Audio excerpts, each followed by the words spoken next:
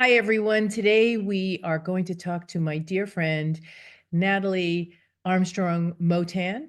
She is in Normandy, France, and we talked about how pets really expand our lives, enrich our lives, and why they matter on so many levels.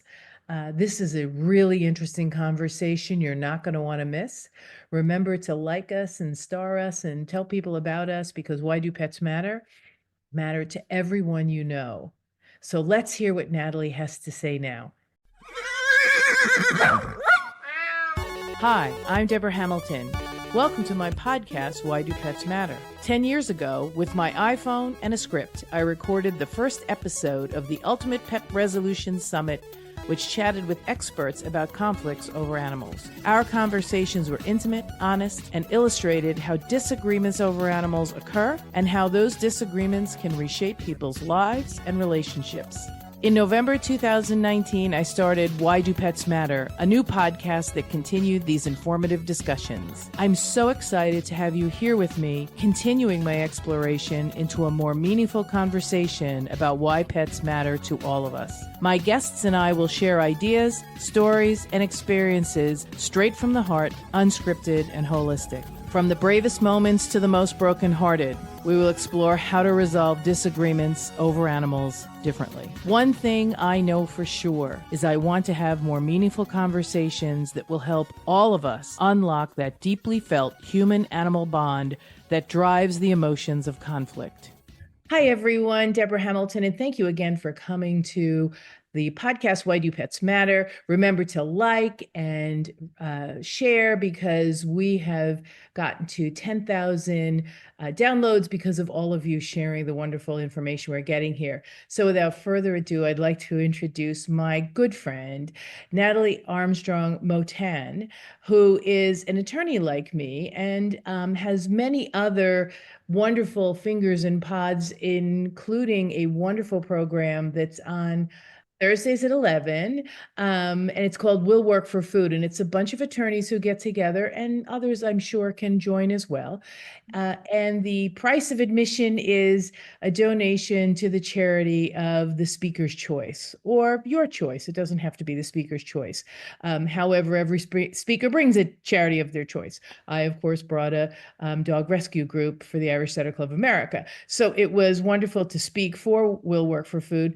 But I asked Natalie to join me because we had started to talk offline about things that had to do with animals. And it just seemed to me that she needed to answer the question, why do pets matter, in terms of what we do as work now. So Natalie, thank you so much for coming. Debra, it's my pleasure. Thanks for inviting me.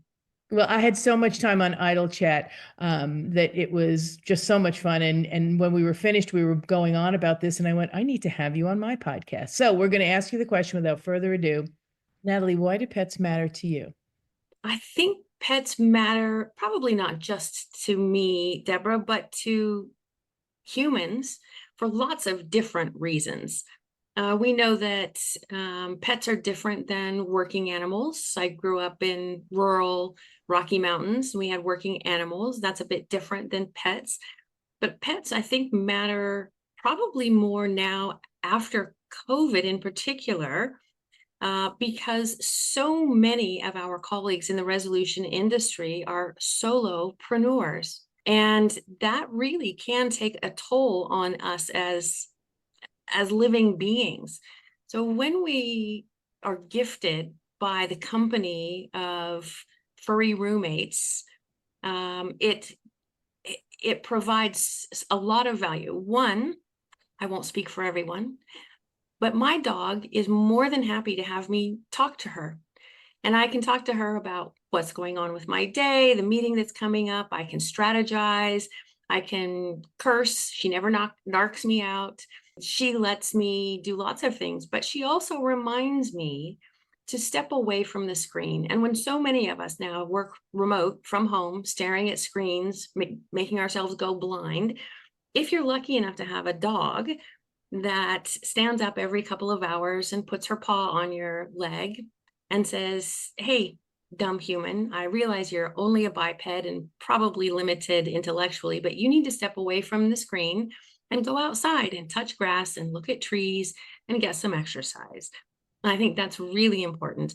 I think also we can't gloss over all of the science that tells us when we look into the eyes of our dogs, our brain chemistry changes and we get happier and calmer, and it releases this a similar hormone as when we look at babies. It releases oxytocin, and we are the great beneficiary of that eye-to-eye contact with our dogs.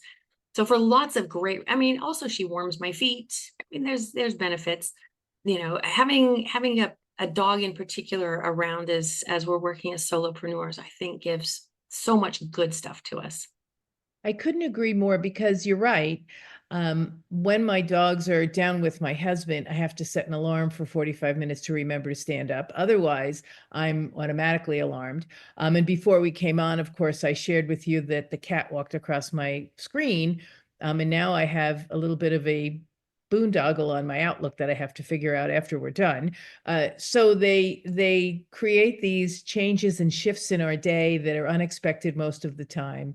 And yet, as you rightly said, they provide that bit of oxytocin. I mean, the study of human animal bonds has exploded in the last, I guess, 15 years since I started my practice, because people didn't realize just how impactful petting a dog, petting a cat, hearing the purring is on your body, your inner soul.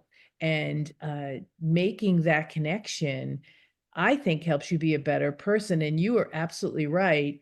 And I'd love you to expand on some of your thoughts that we had spoke about before on the solopreneur, not only having the animals there for themselves, but even if the cat walks across the screen, it seems to make everyone in the mediation. I've never had anyone go, control your cat. Control your cat, honestly, good luck with that. I could just as easily teach my cat to floss as I could tell it to not walk behind me when I'm on camera. But again, there is so much good value for us in having animals. And I think one of the important things that having pets, it keeps us in check, Debra, in the loveliest way, because again, I can't speak for everyone, but my cats don't go out and hunt for themselves. They're not barn cats, they're house cats. So I am honored and obligated to care for them. And I grew up with a multi-generational household, and you live in the country, and the animals were always cared for first. The first thing in the morning, all of the animals get cared for. Then you come in and you take your breakfast. And I think that little reminder of our social obligation to creatures and systems that are bigger than us is an important reminder that we're just here temporarily, and we're servants to a much bigger thing. So having animals is that good reminder. I also really like that modeling that my dog does. Every day that this little golden retriever mix, and she's a rescue. We rescued her from one of the local shelters here in Normandy. Every day that she wakes up is the best day ever. Every car trip is the best car trip ever. Every dinner is the best dinner she's ever consumed. And I think, again, as business people, and in particular solopreneurs, having that to model is really important. She lets go of yesterday, just like when she goes outside and does her business, kicks dirt over it and moves on. And that's a really good way for a lot of us to think about the things that happen in our daily lives. Because our self-talk can really make us a little bit crazy. And the good news is our pets never self-talk negatively, although some cats can look at you in a way that would make you feel like you are failing them. My cats definitely judge me. And from in our opinion, they probably wouldn't even bother because we are lesser human beings than they are. We're lesser beings than they are. So it's probably us. I think that's true. I suppose if they can be bothered to interrupt their day long enough to consider my existence, it probably comes with judgment that my socks don't match, or they're laughing at me because I, fall over putting on pajama pants. And then there's the other side of the cat community. We have 3 cats that my dog has adopted. And from time to time, I really wonder if they're not just plotting homicide. Yeah. Uh, because breakfast is, they heard the church bells go off at 7 a.m. and breakfast is a bit late. Let's, pick up the pace here, human. Yeah, that look that I get from Jane, or she'll stand at the top of the steps because I'm living in detente. My dogs don't like cats, and the cat I have who has messed up my computer is my son's cat. And so we have devised a way to keep the dogs downstairs and she has the upstairs. She will sit at the top of the steps and she will meow at the high pitch, which of course drives the dogs nuts, because I'm late. And you're right. And I absolutely drop everything and run and help her because I think you put it beautifully. We take care of them because they bring us so much love and joy. And on the farm, they bring you food, eggs, and some of them might have been slaughtered for food. And so you were taking care of that circle of life very well because you wanted everybody to be healthy. So it's more a case of making sure they're healthy, and well cared for, because in doing so, you ironically are making sure you're healthy and well cared for. I could not have said it better. That's exactly right. It is teleocyclical, this relationship. And with the cats, the power imbalance is skewed in their favor for sure. But my dog, she loves cats, and when we see a cat cross the road, she keens and cries for it to be her friend. So these are her cats that live in my house. These are roommates of mine that she has brought into this relationship.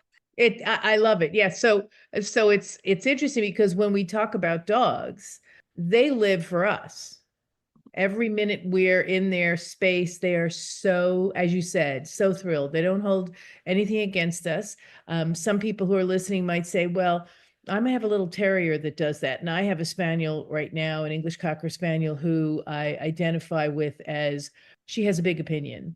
The good news is that she's my husband's dog and he's never had a dog before, and he needs a big personality to get him up, and to get him moving. So she's the perfect dog for him. She and I definitely have words, but they're not negative words. They're just like, you are so bossy. You just think that this is what is going to happen. And what's really funny is 9 times out of 10, I do what she asks me to do. We have the same conversation here. My husband will say something about he'll have an opinion or make a plan, and I'll say, "Yeah, that's fine. You can be the boss of that, absolutely." And he laughs and he says, "Oh, I am not the boss. There's no way I'm the boss. This dog, the boss, and I'm maybe number 3, 4, or 5 in this house. But no, no, wait." The smallest cat, that cat, the little cat, that cat, she, the boss, the dog, the boss, the other cats, and you, me, we number 5 and 6 in this house. Yeah, they definitely run our lives. I don't begrudge it one bit. I wouldn't have it any other way. Right, because I always say, so when unfortunately these wonderful beings and spirits leave our lives in transition, it's some people say, well, it was only a dog, it was only a cat, and you have several animals, I have several animals, and the grief that comes is for that wonderful soul. At least I think I'm hearing you say, and I'm pretty sure you'll agree, the adventure you were on with that soul was different than the adventure you were on with all the rest of them that have come before or that will come forward of us. When people say they'll never get another dog because they couldn't put up with the heartbreak or the cat, I go, oh, but you're denying yourself that adventure and that life and that wonderful experience. And you always remember them. You always walk past something, you go, oh, I remember when, for me, I've had so many dogs. I just go, oh, well, that was when I did that with Deirdre, and that was when I did that with Daisy. And that's what the love and wonder that they bring to our lives, the ruling actually keeps us grounded. It really does. I think also animals, our dog, taught us a different level of communication and patience than you would get from a child or a grandchild. Again, she's a golden retriever mix, and the best thing in the world is window surfing. But it's not great for their eyes or their ears. And so my husband, because he's a big old French marshmallow, he bought her goggles, doggy goggles. Right. And so when you pull out the goggles, she just starts to vibrate with excitement. She bounces and talks to him and rah, rah, rah. And you put the goggles on, and then you get in the car and you roll the windows down. And in France, we are here quite famous for being somewhat aggressive with our driving habits. The French will tell you, yeah, the French will tell you that soccer, football, is the national pastime. I will disagree and tell you that it's tailgating. So a bit aggressive, but we were driving down one of the county roads. Janny's head is out the window and she's got her goggles on, best day ever, ears flopping in the breeze. And we're talking about something, and my husband is his body posture has changed. And I said, "What's wrong?" And he said, "Oh, the people behind us are just horrible drivers, and what's going on, and I don't understand. This guy is just right on our tail, and he's not paying attention, and he and his wife, something's wrong." And he reacted in a very maybe normal way of sort of road ragey response, because his assumption was that the people behind us were road raging because we weren't driving fast enough or whatever their issue was. So my husband slowed down a bit at the next straight, and he moved over to the right, and the people, sure enough, they floored it and they went flying by us. They cut right in front of us and then slowed down. What they wanted was to hang out their own window and take a photograph of our dog wearing the goggles window surfing. And we had misread the cues. We had misread the intention. There was just a vast level of miscommunication straight the way through. And all of a sudden we realized, oh no, they were in love with the moment as much as we were. And they record it because they might never see you again. Yes. And so they wanted just that little minute to pull in front of us and take a photo of this dog surfing out the window with her goggles on. And we remind ourselves of that moment often because we do frequently misread social cues. And that was an excellent lesson in sussing out the difference between our assumption of the moment and what the truth of the moment is. I always say, be curious. So why are they riding on my bumper?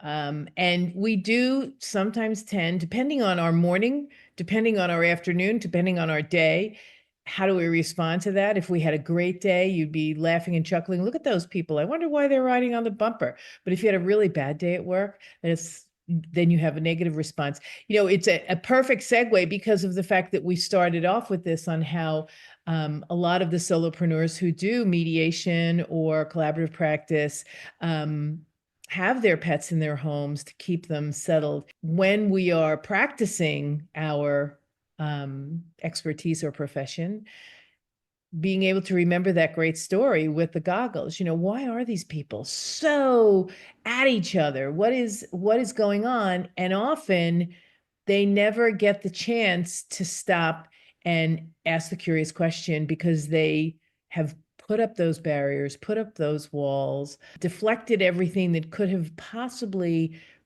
broken a little chink in their armor. Oh, you mean she's not that mean? You mean she's just wants to do this? And I know with my practice with pets, the emotions run so strong. So immediately you go to guns. And I mean that in the nicest way, but instead of thinking, okay, what would the dog do? And I have to tell you, in most of my mediations, when they're going back and forth, I go, okay, so if you ask the dog what would be the best thing for them right now, what would they do and say? And I think that is the most powerful question. Yeah. In our house, the answer would definitely be my husband would keep the dog and send me packing. Yeah. No question about it. That would be Stella. Yes. With Stella now, I'd be out the door. And before, I guess my husband would say, I had to laugh when you told the story about your husband being last on the totem pole. My husband often tells the story that we built the house around the kennel, which was in the basement.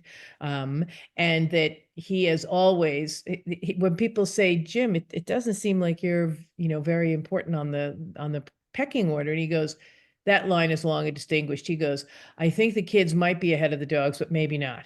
I'm going to say it's a mediator's answer, and it depends, right? Yeah, It, we rent Airbnbs based on whether or not our dog will like it or not. We take yep. holidays based on whether or not we can take the dog, what mode of transportation is available to us, and will she enjoy it when we get there? So is there a beach? Is there snow? Is there a forest? Is there something for the dogs? We also judge pretty harshly those communities or even whole countries that lack dog parks. Yeah. Yeah. When we lived in the Netherlands, by the way, Deborah, in the Netherlands, dog parks are called dog dating sites. I love that. I love that. Here in the United States, so I'd love to ask you a few questions about that because here in the United States, I have a very dear friend, Beth Miller, who's done academic research on how to build really good dog parks with responsibility and accountability and size and shape and blah, blah, blah, so that people really respect the other animals. What sometimes happens in a dog park, at least here in the United States, especially in big cities where they're more prevalent, they stop watching their dog and they don't make sure their dogs are good citizens. And, when you have a dog park, it is really based on how those animals are good citizens. And you don't want your dog bitten and you don't want your dog to bite another dog. So, how do they do that in the Netherlands and beyond? Because it really is something that is personal responsibility and accountability. It is. So in the Netherlands, first, I've never lived in a community that had infrastructure for dogs in the same way that the Dutch do. So in the Rocky Mountains, you'll find lots of small towns are very dog friendly, animal friendly. The drive-through teller at the bank has dog biscuits, and restaurants have out dog bowls, and they have terraces that are pet friendly, really dog friendly environments in the West. But in the Netherlands, they actually had infrastructure for animals that I thought was truly brilliant. They have a color-coded system for you to take advantage of, and it's based off of traffic lights. You can put a kerchief or a leash or a collar or a t-shirt or a parka on your dog that if it's red means I don't want to be friends with you or your dogs. Stop, don't approach. I'm not that kind of dog. And then there's the yellow jacketed dogs, or they have yellow ribbons or leashes or kerchiefs. And those are dogs that you could be friends with me, but you need to come at it slowly. We're going to work up to it. We'll be friends. Just give me a minute, right? Caution. And then there's the green jacket dogs, the green kerchief dogs, and they're everybody's best friend right away. And when are we going to have a slumber party? And the dog parks are designed in stages. So there will be 3 different sections of a dog park. And if there's a dog in one of the areas and it's got the red parka or the kerchief on, then you put your dog in one of the other areas and let that dog have its moment to run leash free and have balls and frisbees and play with its person. And you put your yellow dogs with other yellow dogs and your green dogs with other green dogs. Really, for me, made it so much easier to go to the park and kind of know where I needed to be. And it let me respect the other dogs and the other people without having to speak their language necessarily. It was this fabulous symbol that I could recognize everywhere. So our dog is a green kerchief dog. So we would walk her, and she always wanted to be walked at 4 p.m. And I couldn't figure out why was that number magical. 4 p.m. is when the school lets out. So she was always asking to go for a walk because she got all the love and caress and pets from all the kids Children walking by. Yeah. And so she wanted to go at 4 because she got to play with all the kids. And because she was wearing green, all the kids knew that they could play with her. Mm-hmm. And over time, they learned that she spoke French and English and that she knew this, menu of tricks. They could get her to do tricks. And she got introduced to their grandparents, and it created really lovely, lasting relationships. So I liked that infrastructure. I also liked in the Netherlands that because it gets quite cold in the winter, they have heated igloos outside of their supermarkets, because in the summer you bicycle everywhere, and in the winter you cross country ski and toboggan everywhere in the village. So it's cold. Our dog loves the snow, loves to play, loves to jump in the snow drifts and, chase snowballs, but you can't leave them just outside while you're in the market. So they have these heated igloos at the market, and you put in a little token and the flap opens up and you can put your puppy inside, and I have biscuits and treats and food and water on the interior. You go in, do your shopping, you come out, you put in your code, your token gets popped out, and there's your dog back safe and sound. In the summertime, they have coat check, but for your animals. So you walk up, you hand over the leash, you take your claim ticket, and your dog is right there waiting for you after you finish your marketing and whatever it is that you need to do. So they have these organized ways in which we can be better stewards to our pets and to our neighbors and their pets. That's so important because I'm going to share that with Beth. I'm sure she knows, but I didn't know that they did that because that makes so much sense. And I might actually use a dog park if I knew that it was red and yellow, because my Irish setter is definitely a yellow. He is an independent guy. He likes other dogs, but if your green dog came up to my yellow dog would be so mannerless, so in need of training, whatever. He would be like, forget it, and walk by. We actually just had that with a young Labrador who must have been altered very early because his legs were like so long. And that's what happens when you alter when they're like 6 weeks old. And he was out of his mind to meet Junie, and Junie was like, that one has no manners. And so I'm not going to meet that one. Now, if Mariah was here, I guess she's 4, my 4-year-old girl, she would be green. And so your golden and my Irish would be rolling in tumbles everywhere because that's Mariah. And Junie actually taught Mariah that she needed to gain a little bit of manners because she would plow into him, and it's his daughter. She would plow into him and he would just give her a look. And she'd be like, okay, I'll try not to do that again, but I can't promise. It is a lot of playground politics, and they have to figure it out for themselves, but we can definitely help in that. Oh, We can absolutely. definitely not make it more difficult for them. We might not be able to fix it and get it right all the time, but we certainly can not make it worse. So in my neck of the woods, of course, when something goes wrong, the emotions flare, and everything gets blown out of proportion when in fact, but for the grace of God, go you and your dog if something goes wrong. How we address that, sort of like the doggles, how we address that when they're meeting each other, and maybe one dog's a little over exuberant and the other dog feels a little frightened because he's a yellow toward a red, and the other one's a yellow toward a green. So, whatever. Having that conversation, I have found it is so hard. I put up a video when I first started in like 2011 or 12 with Stop, Drop, and Roll. But I said, if your neighbor's dog is barking, or if you got into a scuffle, or your dog bit someone, do the best you can to breathe and recognize that emotion is ruling the day if you can, which Natalie, is very hard to do when it's your pet. Either it's injured or somebody else is injured and everybody's going crazy.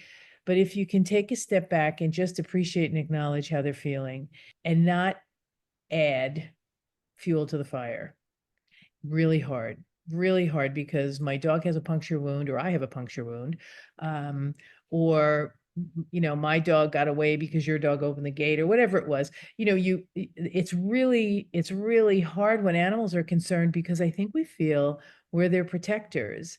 So like you and your husband, here you were in the car with the doggles, and you didn't know you were protecting her because, well, this car is coming up higher on us, and if they hit us, something might happen to her. And so, we're going to really think of all the things that could go wrong. And when you're in that mindset, we both know because of what we do for a living, to take a breath and take a moment can sometimes diffuse that difficult outcome. Yeah. But again, I think we can learn so much from them. They model just the most extraordinary characteristics.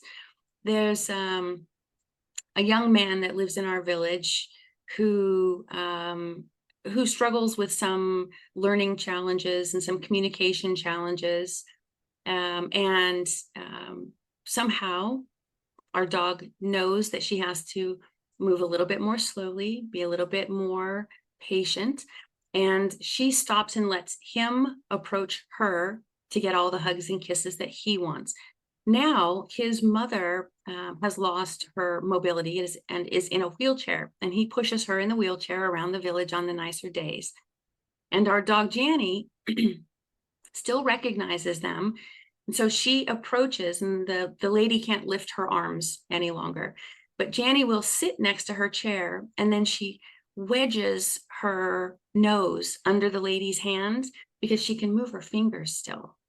And so she puts her head in this lady's lap, wedges her nose under the hand, so that this woman can experience the love and the petting and the fur and the warmth that is so important to her.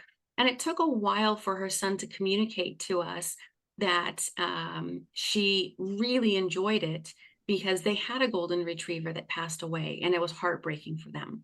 So for our golden to approach them on the sidewalk and just give them just those few moments, we're not there 10 minutes even. It's a really small time investment on our part. And for this son and his mother, it means the world to them.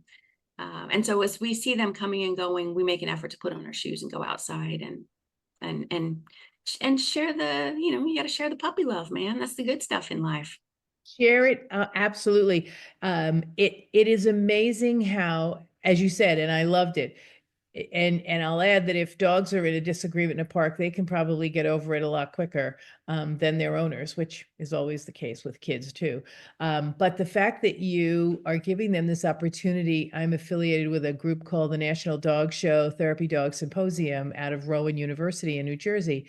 The people who train and share their dogs, and not all dogs are therapy dogs. Not all dogs are like Janny, who recognizes and understands some dogs are better than others. And those can then be certified as therapy dogs, and they do it every day. They go and give that warmth, and I want to say the smell, but it's that smell of my old dog, because I'm sure that woman, when she, maybe lifts up her hand later on, or will smell Janny and say, "Ah, that smells like my old dog," because that is the piece that we can never replicate. Every dog has its own, but every dog brings that memory to us and makes our lives whole. Roger Karras for the Westminster Kennel Club show, he was, I think, the head of AKC or Westminster, I'm not sure which one. He has a saying that he says dogs, but I think you can use it for pets as well. Pets are not our whole life, but they make our lives whole. Without a doubt. If you've ever had a moment in your life, some of us have moments, some of us have seasons, some of us get years of a moment. And you share that moment with a horse, and had a horse drop their head onto your shoulder and curl their neck around and pull you in to their body. That connectivity is a uniquely horse thing. Our dogs do it. Our dog is a natural nurse dog, therapy dog. And she can set, I don't know how, it's a superpower. It's beyond me. I appreciate it greatly, but she knows when you're not okay with something, and she'll just come and be present. She's just present. And that is so important. She doesn't have to talk. She doesn't have to paw you. She just lays there. And it's amazing how they know, because I've had multiple things replaced or fractured in the last 5 or 6 years. And my dogs are big dogs, and they always knew that, oh, well, I have to be careful now because mom's a bit fragile. And yet they'd all lay on the bed, and just as I was feeling better, then they would jump on me and almost kill me. Yes. Because they knew, okay, she's better now. We can accost her the way we used to. They're very good body readers, I'm pretty sure. Natalie, this has been wonderful. I can't believe 30 minutes has gone by so fast. I know that everyone can look for you on LinkedIn, Natalie Armstrong-Motin, and I really encourage everyone to see what Natalie's up to besides what she writes and what she's involved with. As you can tell from this discussion, the reason I brought Natalie here to talk to us about Why Do Pets Matter is because she has such a deep and insightful feeling about how animals affect our lives. So thank you, Natalie. It has been my absolute pleasure. Why do pets matter? Because they make us better humans. They truly do. And until next time, everyone, thank you so much for being here. Remember to like us and share us so other people can find us. Take care and kiss your pets for me.